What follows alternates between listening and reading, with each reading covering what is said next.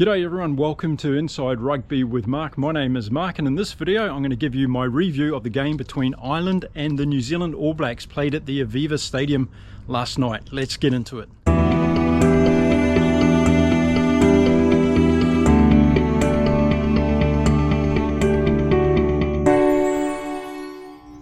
Okay, so let's get into it and talk about this game. First of all, a little bit of a setting for you. 52,000+ people at the Aviva Stadium on a Friday night. A little bit of rain coming down and conditions worsening before the game kicked off, and unfortunately this was going to have a big impact on the game. But look, before I get into the review today, I think there's something that we need to really put on the table straight away.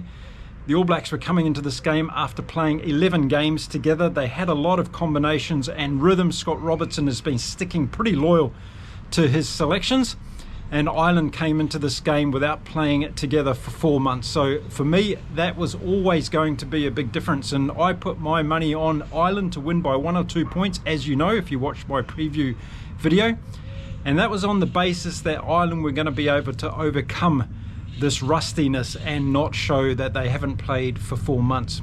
Well, the game got underway in the first 20 minutes. It was really an arm wrestle, wasn't it? It was kicking backwards and forwards. The conditions were having a bigger impact than I thought the players thought they were going to have, and as a result of that, it was kind of like each team was feeling each other out for that early period of play. But even in that early period of play, we started to see a couple of trends coming through, and the first one was the All Blacks were getting quite a lot of possession, and with it they were having territory. So the Irish didn't spend much time down in the All Blacks half in that first 20 minutes, and as a result I thought this gave the All Blacks more time to actually build their combinations and get into this game. It was really difficult though, because the ball was slippery. It was a difficult conditions for both the kickers as well as for the teams trying to run the ball. Even the short passes between the forwards were difficult to hang on to. The All Blacks were having trouble in the early minutes of the game protecting Ratimer at halfback. The Irish defence was getting through and doing a good job and putting pressure on him. They weren't protecting him. So this was making Ratimer look like he wasn't having a good game for the All Blacks in the early stages. But I put this down to a lot to do with the Irish defence being able to get through and put a lot of pressure on. So without Ireland playing for the last 4 months, another one of the areas that was going to be interesting as this game went on was going to be their level of fitness at this level, at test level, and to see whether or not they could keep the intensity up. They made a lot of tackles in that first 20 minutes, and they were pushed back by the All Blacks on a number of occasions. When the All Blacks did make some busting runs, the Irish defence did hold, and they weren't able to score any tries in that opening period of the game. So it was reliant on the kickers from both teams to put points on the board, and we saw Damian McKenzie being successful for the All Blacks 3 times in that first half, and we saw Jack Crowley getting 2 penalty kicks for Ireland. So we went to half time at 9 points to 6 in favour of the All Blacks, and it was only 3 points, and I was thinking, well, the All Blacks have had a lot of ball in this first half. They've made a lot of metres. They've got the penalty count in their favour substantially, and yet they're only 3 points in the lead. So I was thinking, if Ireland were able to summon up some kind of combinations that we didn't see in that first half, then they're really in with a shot with this game. And then just before half time, we saw a very pivotal moment indeed, and Jordie Barrett got a yellow card for a dangerous tackle. And once again, well, you know what I've been talking about with Jordie Barrett over the previous weeks and months with this All Black team. And someone with his experience, and that tackle height was high, he cost his team 10 minutes in the bin. So it was going to be interesting to see whether or not the Irish team were going to be able to take advantage of this. But I definitely thought in the first half it was the All Blacks game to control. They had a lot of ball. As I said, they were making good meters. Ireland just weren't spending enough time in the All Blacks half, and when they did get the ball, their rustiness was showing through. We were seeing drop passes. We were seeing some mistakes from Jamison, Gibson, Park in that first half. We were seeing the penalty count getting taken away for Ireland, and all these things point to a team that hasn't played together a lot or at all in the last 4 months, and that was really showing through in that first half. Now I know we've got a Damian McKenzie fan club on this channel for a lot of people, so what was he playing like in the first half? Well, he was doing pretty well, and he was being allowed to, I thought, by the Irish defence. One of the problems New Zealand had was Ratimer was getting caught a number of times at halfback, and while I say this was making him look fairly bad, it was through the lack of protection from his loosies that he was getting caught from Ireland. So I think Ireland were doing a good job in putting pressure under him. Mackenzie was getting the ball out on occasions. We saw a couple of good runs from Will Jordan in the first half.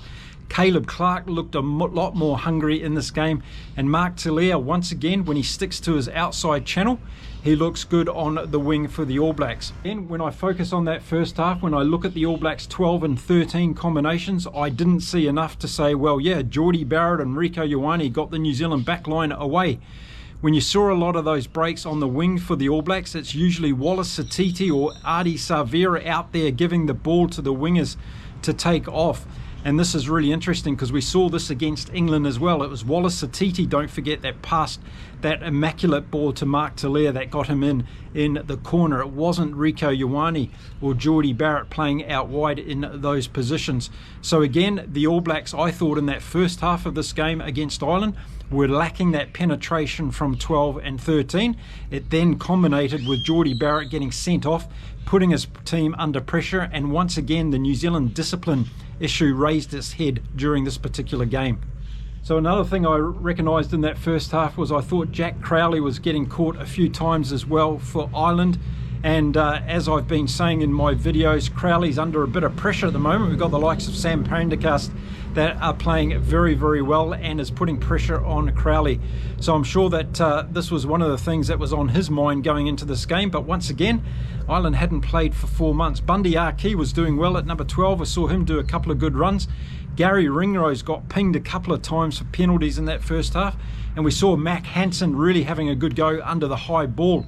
And a couple of you were worried in the comments pre-game about Mac Hansen being able to get back to the level that he was. James Lowe was terrific, I thought, in the first half and building into the game. That left foot kick saved Ireland again from a big clearing exit that was required from the 22. And Hugo Keenan, when he did get the ball, started to make some penetrating runs. But it was a disconnected Ireland for me. It was a team that was showing signs of not being together long enough. The conditions definitely weren't helping, and it was hampering their play. On the other side, the All Blacks looked like a team that had been playing together for a while. They were able to build some momentum in this game, and I think at half-time, Scott Robertson would have said to the team, okay, boys, we've got possession, we're making meters, we've got to execute these plays, and we're going to score some tries against this Irish team. So I think the All Blacks would have been fairly buoyant at half-time, thinking they got the Irish under pressure. There was enough seen in that first half in terms of possession, territory and metres gained that the All Blacks were able to put more pressure early on in the second half. The one thing Scott Robertson would have been mindful of was saying, well, we need to protect this position now that Geordie Barrett's got a yellow card. The first 10 minutes of the second half are going to be imperative in this game, so make sure you go out there and protect our line in the kickoff, from the kickoff in the second half. I think Andy Farrell would have been a little bit happy at half-time by saying, well, we're only 3 points behind. We haven't had a lot of possession. We've got to stop giving the penalties away, and we've got to see whether we can find our combinations, because that was really stopping Ireland from making really big gains in this game. On the flip side, the All Black defence was good, so when Ireland did get the ball, it was only really Bundy Arki that looked like he was going to break the line. We saw James Lowe and Mac Hansen get the ball on a couple of occasions, but it was more or less coming from kicks, which were high contestables that were 50-50 anyway. These weren't fantastic backline moves from Ireland. These were lotteries that were thrown up by Jack Crowley or by Hugo Keenan to give the Irish an opportunity to regain possession. We also saw a few penalties in that first half for obstruction of players who were getting in the way of runners coming through to try and contest for these high kicks. It was quite unusual. We saw it happen on both sides a number of times. And this is something Nick Berry, the referee, really had in his notebook on this particular game. He was watching that obstruction and he was getting help from the TMO as well.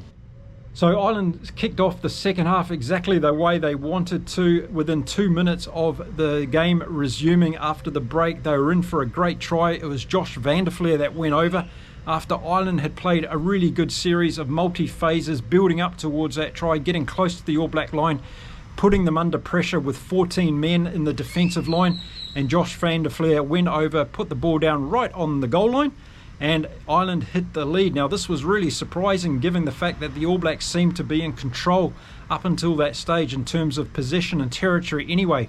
But was this going to be the turning point in the game? Were Ireland going to be able to find their mojo? They brought the crowd into the game at this stage and it looked like the Aviva Stadium was about to erupt and really get behind this Ireland team. So 11-9 became 13-9 with the conversion successfully done by Crowley. And it was going to be really important, I felt, to see who was going to score next, because if Ireland were able to score again and stretch that lead, it was going to put the All Blacks under pressure. And we've been talking about the All Blacks falling away in games over the last 20 minutes of each of their games. And in the 46 minutes, which was only 4 minutes after Ireland scored their try, there was a huge play from the All Blacks, and it was that man Asafa Amur who was playing fantastically well again in general play for the All Blacks. He made a great steal for the All Blacks. They got a penalty as a result of that. He was well over the ball first, and Damian McKenzie was given another chance to put a penalty kick over, which he got. And this put the All Blacks back to within 1 point. So I thought this was a really significant part of the game. As I said, if Ireland had scored at that time and stretched the lead, it could have got really, really interesting. But the All Blacks stayed in touch. It was a good kick from McKenzie. He was doing well from the tee on this occasion, and the All Blacks were back into the game. So 13 points to 12 in favour of Ireland, 30 odd minutes to go. Cam Roigard comes on for the All Blacks, a big change for them. I think Robertson had seen enough from Cortez Ratama, wanted to change that dynamic, and to see when the Irish defence started tiring whether Cam Roigard could make a difference. It wasn't a great game from Cortez Ratama, but what I will say was I don't think he was protected enough from his loose forwards in a lot of those occasions where he was getting caught. We saw also a poor box kick from him early in the game that got charged down. Reminded me of TJ Perenara for a minute. And then we saw him come right with a couple of other kicks. So it wasn't his best game, Cortez Ratama, but it was going to be good to see what Cam Roigard could do. The other interesting thing I was looking for was I was looking to see what was going to happen with Ireland and their substitutes. Beelum, of course, had come into their front row for this game. They were definitely missing Ty Byrne, but throughout the beginning of this match, the scrums were a bit of a mess, and Nick Berry was having to reset the scrums on a lot of occasions. They were taking a lot of time to get down. The conditions played a part in this, but I think the two packs were very evenly matched in this game to start off with, and we didn't see. I was also watching throughout that first 50 minutes of the game whether the absence of Dan Sheehan for Ireland was making a difference, and it was. He's usually very good in general play, also in the lineouts he has an impact, and I just think he was one of their key players that Ireland were missing on this occasion, as well as Ty Byrne as well. But again, the All Blacks, got to give them credit. They had a lot of balls, so they had a lot of opportunities to do things, and they, up until that stage of the game, they still weren't breaking through the Irish. Then in the 55th minute, a big moment of the game, Damian McKenzie gets a kick at goal opportunity, another penalty attempt. It hits the post, and Ireland are able to clear the ball significantly through James Lowe. And as a result of that, Mark Talia knocked the ball on and gave Ireland an opportunity to gain about 45 or 50 metres from that play.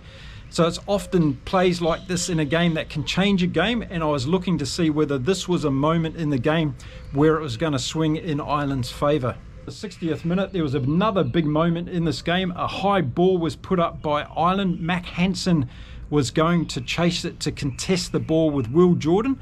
There was no one behind Will Jordan in defence, so if Mac Hansen was able to catch the ball, he was likely to be able to run away and score a try for Ireland. But Will Jordan was brilliant in catching that particular ball, and he saved New Zealand in that moment from getting a try scored against them. So that was another critical moment in this game that could have swung in Ireland's favour.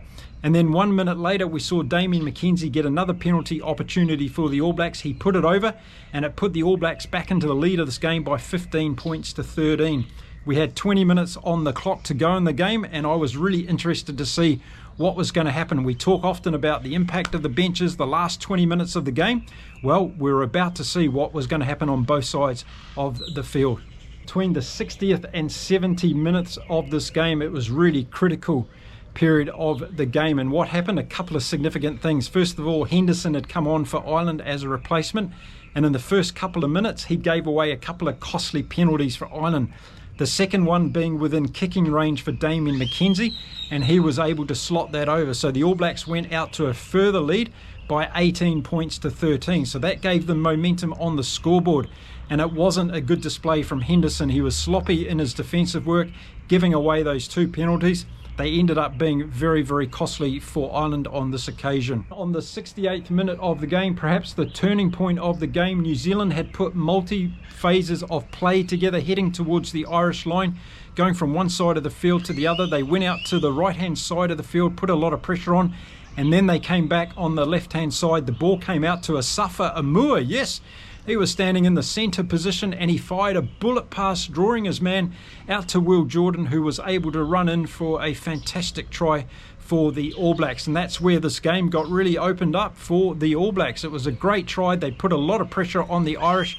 The Irish defence was starting to tire, and some of those substitute changes that they had made weren't working out for them on this particular occasion. So it was a really good try from the All Blacks. Good try again to Will Jordan. And watch, if you haven't seen it already, Asafa Amua's bullet pass. It was absolutely point perfect. And I've been calling him to play in number 12 for the All Blacks. So check it out and tell me what you think. Damian McKenzie missed the conversion from the sideline, unlike last weekend when a lot of people gave him credit for nailing the one from the sideline against England. He missed this one against Ireland. 23 points to 13 in favour of the All Blacks with 10 minutes left on the clock. Were Ireland going to be able to get back into this game? Or were the All Blacks going to be able to maintain the pressure that they had shown throughout the first 70 minutes of the game? Well, in the last 10 minutes, we didn't see any more scoring in this game. It was a bit of a seesaw struggle. The Irish were trying to get down and put pressure on the All Blacks, but their defensive line was standing strong. We did see a fantastic 50-22 from James Lowe during that period in the 72nd minute of the game. He punched the air, tried to get the Irish crowd into the game in the Aviva Stadium again, and the Irish went down onto attack trying to get to the All Blacks line. But to their credit, the All Blacks defence was holding strong and wasn't going to let Ireland back into this game in any way, shape or form. They had a 10-point lead and they were intending on holding onto it right till the very end. And that was the final score, 23 points to 13 in favour of the All Blacks. Okay, so here's my summary of this game. What do I think? Well, the first and most important thing that I think we need to remember was this was definitely a game between a team who had had 11 games together and a team that hadn't played together for 4 months. And this was one of the poorer performances I've seen of Ireland in some time, and it's purely because they just haven't played together. And playing in conditions like this, it doesn't give you a settled platform to be able to really get into the game. There were a lot of handling errors, even on both sides, but Ireland did give away a lot of penalties in this game. It cost them. Damian McKenzie's kicking boots were on this particular day, and he played very well to get those kicks over for the All Blacks and keep the scoreboard ticking over. But again, Ireland were under pressure a lot in this game, and it showed. But they did do good defensive work, and I think by going to half-time at 9 points to 6, I think it shows that the Irish were still in this game with the second half to come. But in that second half, they really fell off a little bit. Some costly penalties, particularly from Henderson. And the New Zealanders were able to take their opportunities. And that was the good thing from this All Black team. And Scott Robertson's been talking about this. He's been talking about we need to take our opportunities when we create them. And that's what the All Blacks did on this occasion. So kudos to them, regardless of how often Ireland had played together in the last 4 months. The All Blacks, when they created the opportunities, that particular try that Jordan got was very good, and they were able to execute it. This was definitely not a classic rugby match. In fact, it was quite scrappy. It was very stop-start. The scrums were a bit of a mess, and Nick Berry was technically looking at this game through some glasses that were requiring often blows of the whistle and stopping it from going ahead. But the All Blacks were able to take their opportunities. We did see some good runs from Geordie Barrett in that second half, so yes, I will highlight that. Damian McKenzie made a horrible mistake in the 44th minute. If you go back and see it, he was back deep in his 22.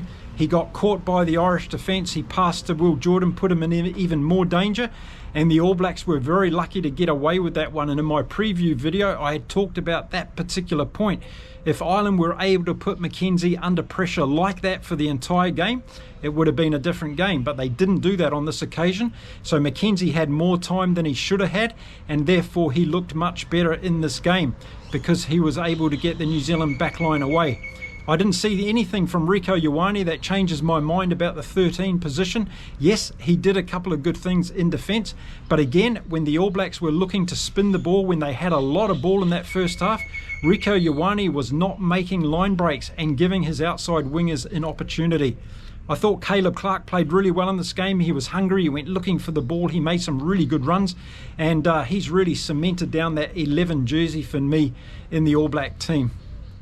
I think Cam Roigard really settled things down for the All Blacks when he came on, but let's remember he came on when the Irish defence was tiring, so he had a little bit more time. But I think we are going to see Cam Roigard starting games for the All Blacks. I wouldn't be surprised if he gets a start against France, because he showed enough in that last 30 minutes to be able to deem that. And I think we'll see Ratama probably on the bench. It was a very good All Black win against a very rusty Irish team. The All Blacks took their opportunities. Damian McKenzie kicked his goals. And as a result of that, the scoreboard showed in favour of the All Blacks at the end of the day. But it was only a 10-point win against an Irish team that was making a lot of mistakes and giving away a lot of penalties. So maybe that's something to think in the back of the mind as well.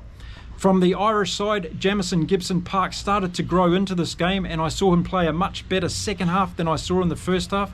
His box kicking improved in particular in the second half, but there has to be a question mark over Crowley, and I'd like to see Pendergast get a chance in at number 10 for the Irish. Bundy Aki did what Bundy Aki does, but he wasn't getting enough support from the other Irish players, and I was a little bit disappointed in the likes of Caelan Doris, Joe McCarthy and Josh van der Flier throughout this game, even though Josh van der Flier scored a very good try. I thought the All Blacks had better momentum when it came to that forward battle, and we didn't see Joe McCarthy giving the All Black locks a bit of a hard time as well, other than trying to take Scott Barrett on in a bit of a mouth-to-mouth situation. You know, one of the things this highlights for me is that we want to see these top teams playing a lot more against each other, don't we? And it's a shame that we see that one team's coming out of hibernation and another team's had 11 games together, and we don't really see the two teams at the same level. And I'm not making an excuse here for Ireland, I'm just saying the facts.